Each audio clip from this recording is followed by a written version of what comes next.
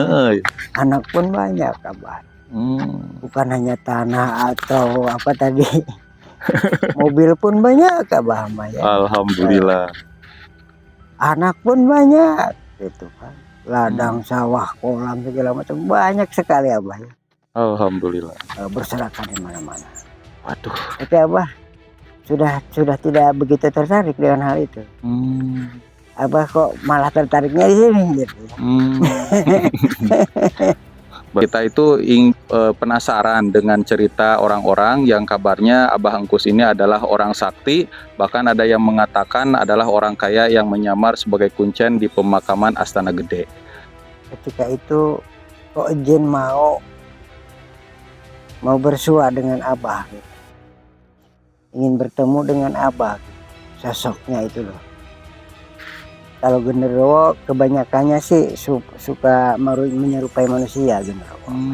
Tapi menyerupai muka manusia tapi menyeramkan. Menyeramkan, sangat menakutkan gitu kan. Tapi bagi Abah tidak ada satupun yang ditakutin. Masalahnya kenapa? Abah udah pada kenal masalahnya hal-hal seperti itu. Mumpung Abah masih hidup, sebentar lagi Abah pulang kok. Nggak lama di sini. Sebentar lagi Abah pulang. Makanya dengan kepulangan itu Abah sudah berbagi kebahagiaan antara makhluk Allah yang kelihatan baik yang tidak kelihatan. Gitu. Simpelnya kan. Ini kan Abah banyak sekali memiliki kekayaan, katanya mobil pun juga berpuluh-puluh mobil ya, Pak. Tanah berhektar-hektar, uang pun juga dulu katanya uang karungan ya, Pak ya. Sampai kini pun karungan. Rahasianya apa, Pak? Apa ada ajiannya kah? Atau Abah ikut pesugihan atau ikut ritual apa? Boleh dijelaskan, mungkin penonton ada yang tertarik dengan kehidupan Abah yang meninggalkan kemewahan, keglamoran. Kebanyakan orang-orang di zaman sekarang itu mencari kekayaan dan kehidupan yang sangat begitu layak disebutnya. Kalau Abah memilih tinggal di tengah area pemakaman umum, itu caranya seperti apa bisa kaya raya seperti itu, Abah? Baik.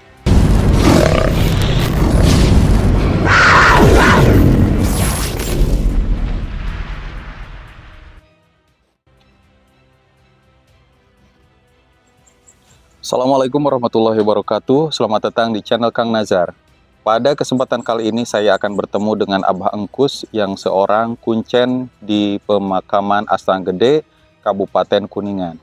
Luar biasa, di pemakaman yang luas ini, seluas hampir 8 hektar, beliau mampu tinggal di sini. Dan tentunya beliau mempunyai pengalaman-pengalaman yang sangat luar biasa. Makanya banyak orang yang mengatakan bahwa Abah Engkus ini adalah seorang yang sakti, yang tinggal di area kuburan. Dan pengalamannya saya dengar beliau pernah melihat raja jin yang ada di pemakaman ini berupa makhluk dengan ciri-ciri bulu yang keras. Tentunya dengan kecepatan yang tinggi. Nah, makhluk apa yang dimaksud oleh Abah Engkus? Tonton saja videonya sampai selesai. Saya doakan teman-teman selalu diberikan kesehatan, diberikan rezeki yang berlimpah juga berkah, dan dimudahkan segala urusannya. Teman-teman, dukung terus channel kami dengan cara tekan tombol subscribe, like, comment, and share. Oke, kalau begitu kita langsung saja ke rumahnya Abah Engkus yang tinggal di area kuburan Astana Gede. Let's go! Sebelum kita ngobrol dengan Abah Engkus ya, saya akan mereview dulu pemakaman Astana Gede yang ada di Kabupaten Kuningan ini. Luar biasa, ini luas banget ya teman-teman. Dan bisa dilihat ya sejauh mata memandang, ini pemakaman semuanya nih. Bahkan dibatasi oleh gunung di depan sana. Dan di atas gunung sana ya, itu namanya Gunung Sayana ya. Gunung Sayana ini menyimpan misteri. Di atasnya ada tongkat sakti ya, dikuburkan atau ditanam oleh Syekh Mansur Waliullah. Di sana juga ada makam keramat ya. Dipercaya di gunung itu ditanam tongkat untuk menjaga masyarakat yang ada di wilayah Kabupaten Kuningan supaya tidak terkena bencana. Di sini juga banyak sekali makam-makam yang ditumbuhi rerumputan ya di sini. Dan untuk Abah Engkus sendiri, kita akan jalan lewat sini, melintasi makam-makam yang begitu luas.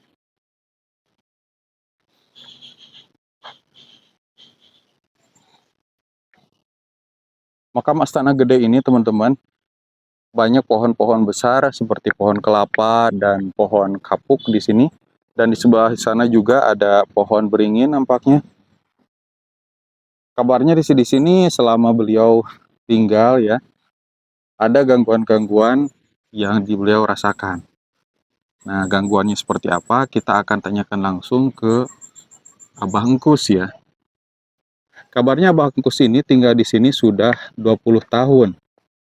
Dan luar biasanya Abah Engkus ini bagaikan sosok misterius. Kenapa dibilang misterius? Karena banyak yang mengatakan bahwa Abah Engkus ini sebenarnya orang yang sedang menyamar. Nah, menyamar dari apa? Dari sosok orang kaya yang memiliki istri 3. Belum lagi sawah-sawahnya dan hartanya itu tersebar di mana-mana. Sawahnya banyak, teman-teman. Tapi beliau memilih tinggal di sini untuk mencari ketenangan. Nah, untuk lebih jelasnya, kita akan ngobrol dengan Abah Engkus, orang sakti dan kaya yang tinggal di area pemakaman Astana Gede. Nah, untuk Astana Gedenya sendiri, ini Astana Gede yang ada di Kabupaten Kuningan ya teman-teman, bukan Astana Gede yang ada di Kabupaten Ciamis. Itu Abah Engkusnya lagi bersih-bersih teman-teman.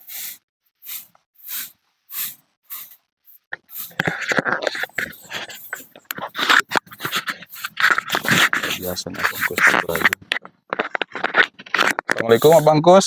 Waalaikumsalam warahmatullahi. Mohon maaf mengganggu waktunya Abah. Oke, Wah, ini lagi sapu-sapu ya Abah. Ya, luar biasa, mudah-mudahan Abah selalu sehat ya, selalu diberikan rezeki yang berlimpah juga berkah.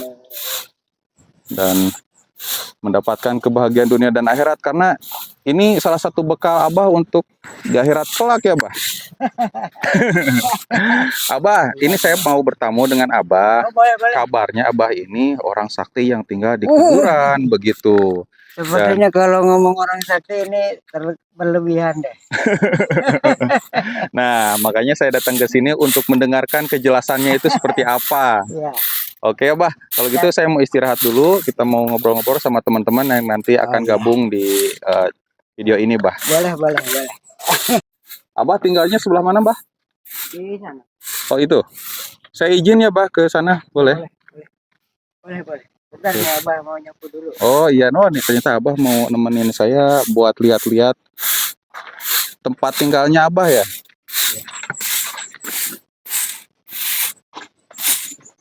Nah, di sana teman-teman tempat tinggal Abah Engkus. Kalau benar yang dikatakan orang lain bahwa Abah Engkus ini orang kaya yang menyamar sebagai kuncen, kita lihat apakah di dalamnya itu banyak harta benda. Wah, ternyata ada ini bintang 5 barangkali ya. Coba kita lihat dulu.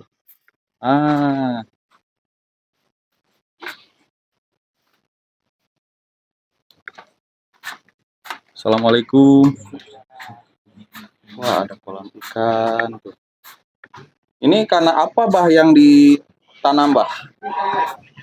Ikan lele. Assalamualaikum. Masya Allah.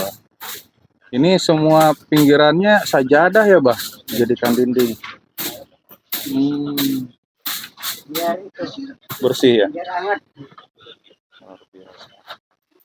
Saya mohon izin lihat sebelah luarnya ya Bah. Boleh. Nah ini teman-teman, di sebelah pinggir juga ada hewan angsa ya.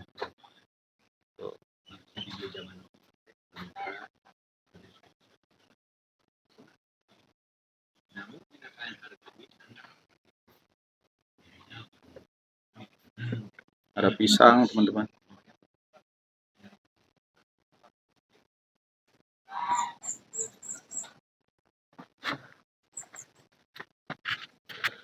Alhamdulillah teman-teman, Abah Engkus seorang kuncen yang tinggal di pemakaman Astana Gede Kabupaten Kuningan ini bersedia untuk kita wawancarai karena Konon kabarnya mempunyai pengalaman yang luar biasa tinggal di sini gitu.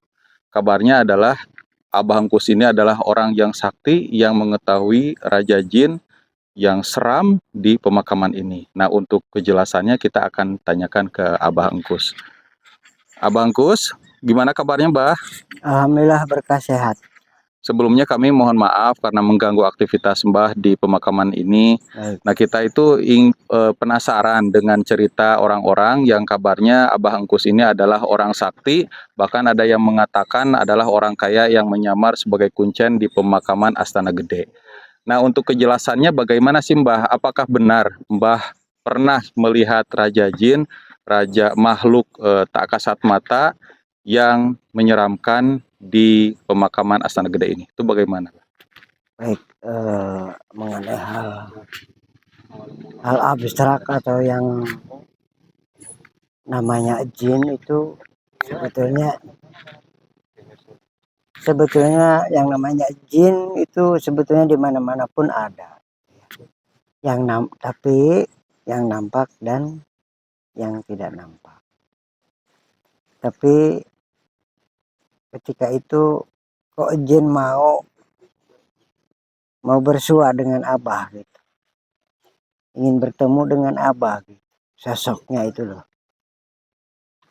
perbentukannya sih bukan seperti manusia, tapi punya wajah seperti hewan apa tuh kalau di kita tuh, ajag apa, ajag, Serigala ya? nah gitu, serigala, tapi besar gitu ya, sebesar kerbau deh ada, tapi dia punya kecepatan tinggi gitu ya, dengan itunya, dengan cara larinya gitu. Tapi ketika itu akan melewati Abah, kok dia malah nggak bisa jalan, malah bersimpuh di depan Abah. Kenapa? Abah kan nanya, kenapa kamu nggak lanjut larinya gitu. Aku tidak punya kuasa untuk melewati Abah, katanya. Makanya dia balik lagi. Loh, kan aku juga manusia, aku juga makhluk Allah, kamu juga makhluk Allah Subhanahu wa Ta'ala. Tapi aku tidak punya kuasa untuk melewati Abah. Ya udah, balik lagi sana gitu. Itu cerita Abah seperti itu. Itu kejadiannya siang atau malam, Mbah? Itu jam 9 malam. Jam 9 malam. Ya, masih siang kok. Ya. Jadi bukan dini hari, bukan. Itu jam 9 siang, jam 9 malam. Makhluk itu punya bulu-bulu nggak, Mbah? Ada. Bulunya sangat keras banget. Bulunya itu keras banget, kayak seperti, walau bulu kerbau itu masih jauh keras lagi. Dan lagi pula bulunya tebal, kan kerbau enggak. Dia punya bulu keras tapi tebal. Ada tanduknya, Mbah? Mengenai hal tanduk tidak ada, cuman monyong aja gini nih. Oh, monyong. Kayak muka itu loh, serigala itu loh, persis banget. Mirip serigala, iya. Tapi bisa bicara ya. Jangan-jangan besarnya itu sebesar kerbau. Ada. Kalau saya lari terbirit-birit, Mbah, kalau lihat seperti itu. Iya. Atau jangan-jangan itu sejenis genderuwo barangkali, Mbah? Kalau genderuwo kebanyakannya sih suka menyerupai manusia, genderuwo. Suka menyerupai daripada manusia, mukanya itu loh. Kebanyakannya seperti itu. Tapi menyerupai muka manusia tapi menyeramkan. Menyeramkan, sangat menakutkan gitu kan. Tapi bagi Abah tidak ada satupun yang ditakutin. Masalahnya kenapa? Abah udah pada kenal masalahnya hal-hal seperti itu. Jadi sehingga apa sih takutnya gitu, nggak ada kok. Biasa saja gitu. Abah, kata Abah kan sudah mengetahui, sudah mengenal gitu ya, makhluk-makhluk tak kasat mata yang ada di pemakaman ini. Nah, kalau boleh tahu Abah ini tinggal di sini sudah berapa tahun sih, Mbah? Di sini kalau hitungan sih sekitar 6-7 tahun deh ada kayaknya. Ada 7 tahunan ya Mbah. Abah tuh ngitungnya tuh purnama di sini tuh ya, atau Jumat Kliwon. Hitungannya purnama. Kalau 1 tahun itu kan 12 purnama. Iya betul. Ya, akhirnya 12 tahun. Oke apa? 12 purnama dikali 7 gitu kan. Jadi berapa? Ada 84 ya Mbah. Itu. Wah luar biasa. Purnamanya seperti itu. Abah kebetulan hadir ke sini itu pas Jumat Kliwon, pas lagi apa? Terang bulan. Tanggal 14. Purnamanya seperti itu. Jadi abang hitungnya purnama gitu. Ada berapa tadi? 84 ya. 84 purnama. Wah luar biasa.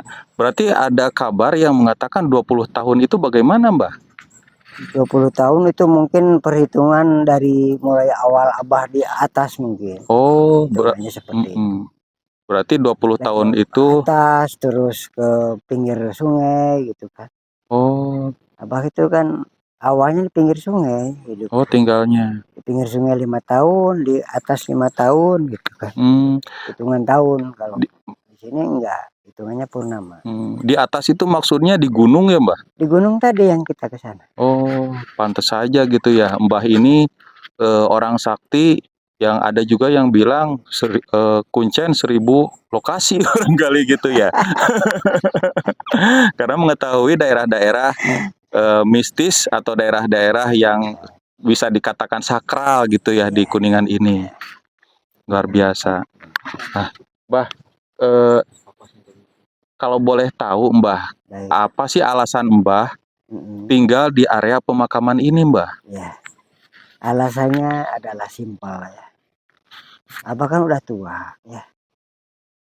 Abah ini sudah tua, sudah rentak kan gitu. Allah Subhanahu wa Ta'ala memberi kesempatan hidup untuk Abah. Abah kesempatan ini tidak disia-siakan untuk bisa berbagi manfaat bagi makhluk Allah Subhanahu wa Ta'ala, baik yang kelihatan maupun yang tidak kelihatan. Itu aja. Simpel itu ya.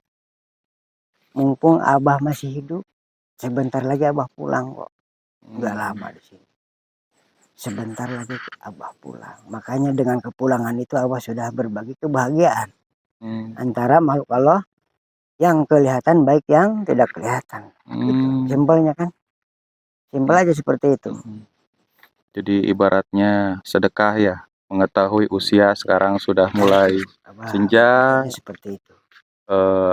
Mau gitu ya tinggal di area pemakaman, hitung-hitung mengingatkan diri sendiri bahwa setelah kehidupan ada kematian dan untuk menghadapi kematian itu harus membekal diri gitu sebagai pengingatnya. Lantas Mbah, saya dapat kabar juga kalau Mbah ini adalah orang kaya raya yang menyamar sebagai Kuncen. Punya sawah di mana-mana, punya istri di mana-mana. Itu bagaimana Mbah? Banyak. Anak pun banyak Abah.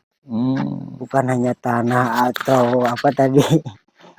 Mobil pun banyak Abah ya. Alhamdulillah.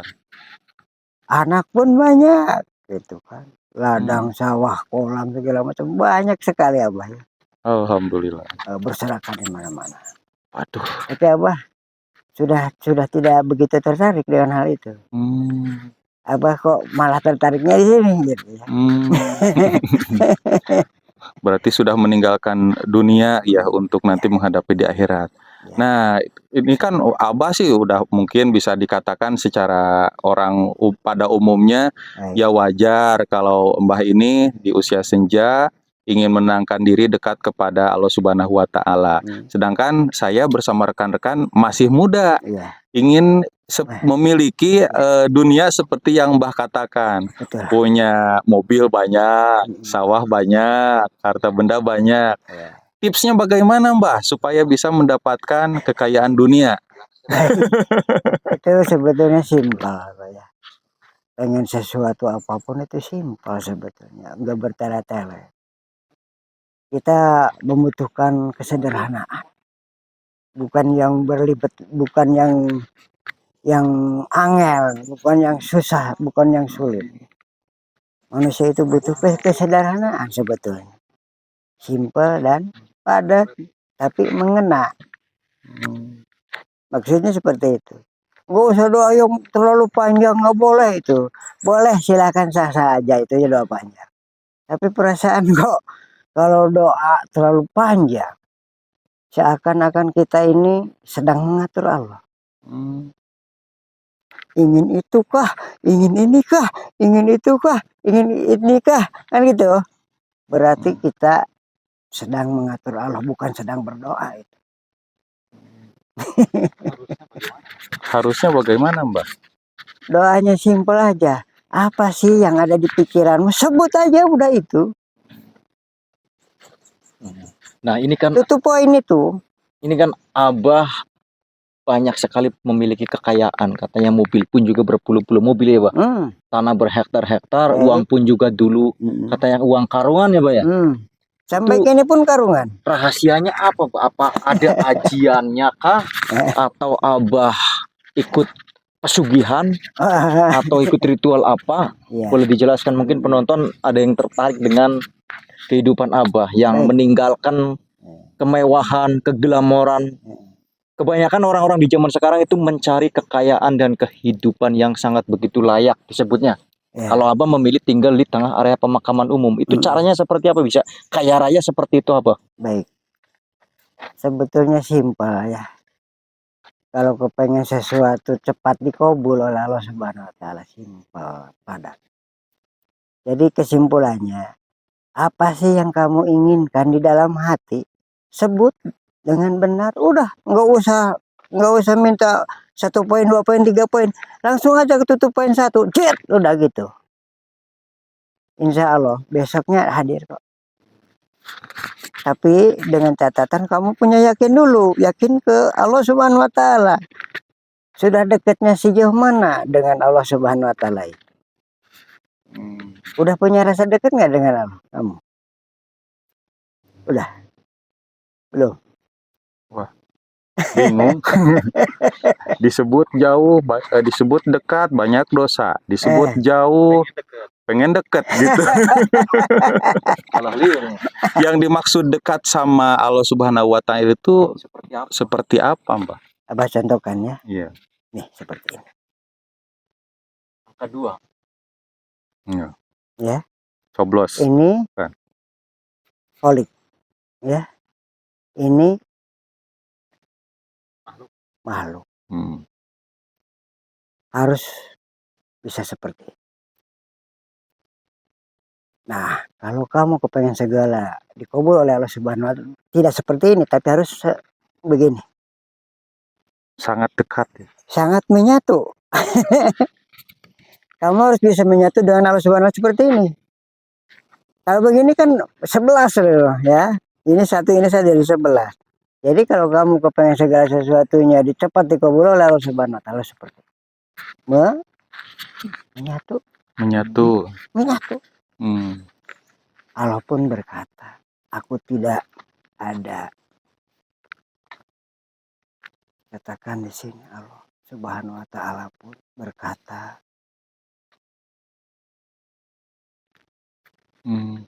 tidak ada. Aku tidak ada kesempatan untuk menolak daripada keinginan. Jika kamu sudah seperti itu. Jika kamu sudah seperti ini, Allah berkata, aku tidak akan menolak keinginanmu. Maksudnya keinginanmu itu keinginan manusia. Jika kita sudah bisa seperti itu. Nah kalau seperti ini masih baik. Tapi di sini kan ada ruang. Ruangnya apa ini yang diisi sama kamu? Keinginan besar di sini. Pikiran-pikiran yang tidak penting pasti di sini banyak. Tapi kalau kita seperti ini udah dihilangkan. Tidak ada ruang dan waktu di sini. Jadi sehingga Allah pun berkata seperti itu. Aku tidak sanggup menolak keinginanmu. Kalau kamu sudah seperti ini. Jadi harus betul-betul menyatu begitu ya? Iya dong. Harus betul-betul dekat. Harus betul. Caranya Jadi yang pengen lebih jelas lagi, caranya itu bagaimana sih dekat menyatu itu? Pengen dijelasin? Iya, Dijelasin sedikit sekarang. aja. Iya. Kita berlumuran dosa gitu. Nah, urusan dosa ya. Dosa itu manusiawi banget ya. Manusia pasti punya dosa. Tidak ada manusia di dunia ini yang tidak mempunyai dosa. Abah pun tidak merasa aku ini orang suci, enggak. Abah pun sama. Ya, yang salah hilap itu sama kok, seperti Anda semua kok. Gitu. Begitu nanti Abah diberi trik ya, trik sederhana. Tapi kayaknya nggak di sini. Nggak di sini, wah khusus. Nah kalau ini Abah mau memberikan mengijazahkan mungkin ya doanya dari suatu mungkin amalan. Amalan tersebut bisa menarik segalanya ya Pak. Baik rezeki, usaha ataupun apapun yang diinginkan oleh kita berarti Pak. Ya kan tutupannya seperti itu. Apa sih yang ada di hatimu? Pasti dikabul oleh Allah. Dengan cara trik sederhana. dan mungkin selain dari Abah sering didatangi oleh sosok-sosok yang tak kasat mata. Biasanya kalau tinggal di tengah area pemakaman umum seperti ini, mungkin Abah sering melihat itu sosok yang mungkin baru dikubur atau baru dimakamkan itu keluar dari dalam makamnya terus menangis atau bagaimana. Pernah ada nggak itu Pak? Itu sangat sering hal-hal seperti itu. Jadi saking seringnya jadi perasaan biasa-biasa aja. Meskipun itu bercucuran darah. Iya.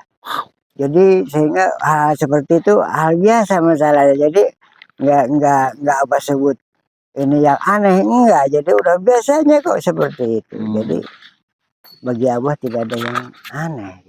Itu boleh ditunjukkan nggak Bah salah satu makam yang keluar korinnya? Jangan. Nanti ahli warisnya ngamuk. Ya mungkin disorot tapi namanya jangan. Sebutin aja. Iya, pernah ada. Ada. Kalau makam yang mengeluarkan aroma wangi pernah ada Mbak? Banyak. Oh banyak. Banyak ya. Yang mengeluarkan aroma wangi banyak, yang mengeluarkan bau busuk pun jauh lebih banyak. Masya Allah. Itu apa sih ya Bah yang mempengaruhi aroma itu? Ya itu mungkin. Jadi kesimpulannya begini. Mungkin orang tersebut yang mengeluarkan harum gitu ya. Yang mengeluarkan harumnya mungkin dia telah berbuat baik untuk sesama ketika hidupnya. Kemudian yang mengeluarkan bau busuk dia ketika dicabut oleh Allah Subhanahu wa taala, dijemput oleh Allah Subhanahu wa taala sedang melakukan hal yang kurang begitu baik. Gitu aja, baik dan buruk ya, seperti itu. Mbah, saya sebetulnya cukup tertarik dengan cerita di belakang Mbah bahwa Mbah ini adalah seorang yang mempunyai kekayaan luar biasa namun ditinggalkan agar bisa lebih dekat dengan Allah Subhanahu wa taala. Tapi banyak juga yang berpikir bahwa kekayaan itu sulit didapatkan, akhirnya mengambil jalur pintas yaitu pesugihan. Nah, pesugihan sendiri Abah tahu tidak gitu? Pesugihan hal seperti itu. Jadi kalau pesugihan seperti itu sudah di luar daripada akidah sebetulnya. Kalau orang pengen cepat kaya dengan cara seperti itu harus keluar dulu dari akidah. Misalkan akidah kita Islam harus keluar dulu dari Islam dong. Wah, luar biasa. Nampaknya Abah ini tahu ya cara untuk mendapatkan dunia atau cara agar kaya raya lewat jalur Allah dan lewat jalur murtad barangkali. Dan Abah tahu gitu ya cerita tentang pesugihan. Tahu dong. Nah, ini yang bikin penasaran. Nah, nanti teman-teman terus saja tonton video kami. Kita dengarkan pesugihan yang diketahui oleh Abah Engku seperti apa. Makanya jangan kemana-kemana gitu ya. Ini nanti Abah akan bercerita tentang pesugihan.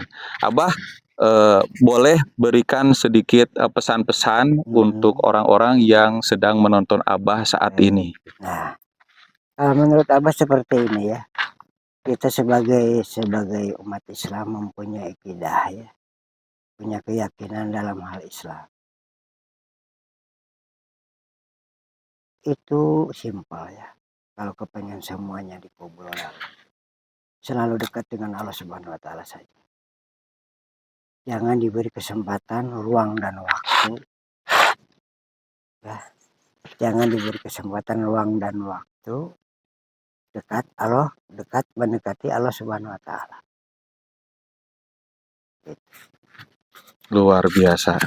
Mudah-mudahan para penonton yang mendengarkan pesan-pesan dari Abah ini bisa mengambil hikmahnya dan tontonan ini bisa menjadi tuntunan. Oke, kalau begitu Abah terima kasih atas waktunya. Nanti mungkin kita pengen ngobrol-ngobrol lagi tentang cerita Abah memperkaya diri dengan cara pesugihan. Tapi jangan diikutin, gitu ya. Cuman ibaratnya dongeng aja gitu ya Mbah. Oke, kalau begitu kami tutup teman-teman. Assalamualaikum warahmatullahi wabarakatuh. Waalaikumsalam warahmatullahi wabarakatuh.